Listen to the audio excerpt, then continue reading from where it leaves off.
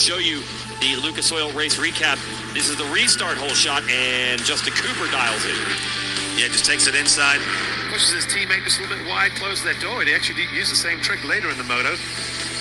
Yeah, and it was Josh Verrees right there in that KTM with a good start early. Then Martin got around him, and then a beautiful move by Martin to take the lead. Yeah, Jeremy just got out of that corner, nice and tight, power to the ground. They were drag racing and put him in the premier line, going to that bend. Cooper couldn't fight back. And then from there, Jeremy slowly but surely pulled away. He didn't yard everybody. It was more of inching his way away from the field. And Cooper had to deal with pressure from R.J. Hampshire all the way down to the white flag.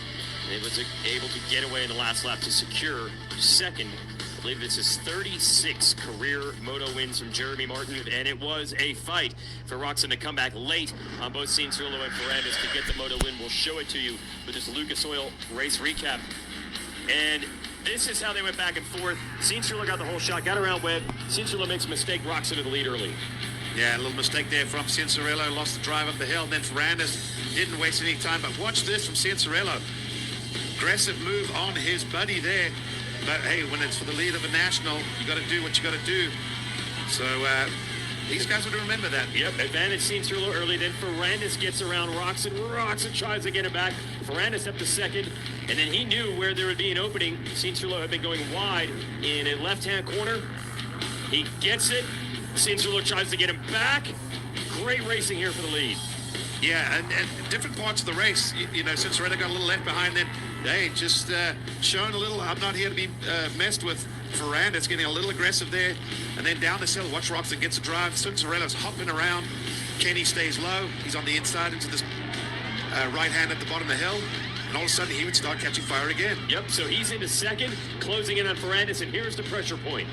Decides to go for an aggressive move. Ferrandis just backs out of that left-hand or right-handed turn at the last minute, going off track a little bit, and Kenny pulls away a little bit. Absolutely. Pushed back to third, comes back to take the moto win. Ken Roczen, that's 2 moto wins in a row early here in 2021. So he was trying to get Jed Lawrence, just couldn't get it done. Let's show you the Lucas Oil race recap here at Moto 2.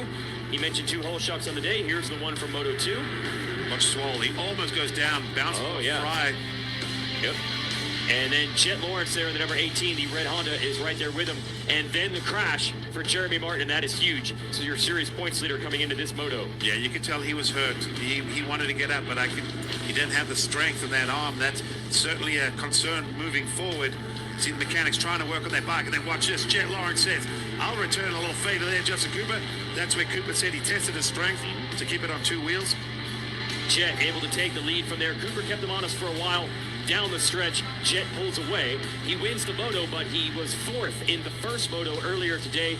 A 4-1 is good, 2nd overall, but not as good as the 2 second-place finishes that Justin Cooper put together, and that's why he is your overall winner.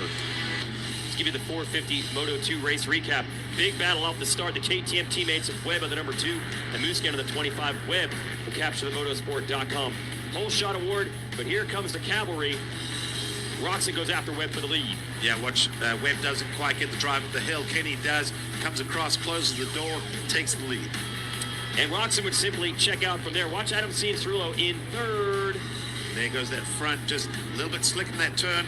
Drops it, obviously not a big crash, but you can tell loses some valuable ground.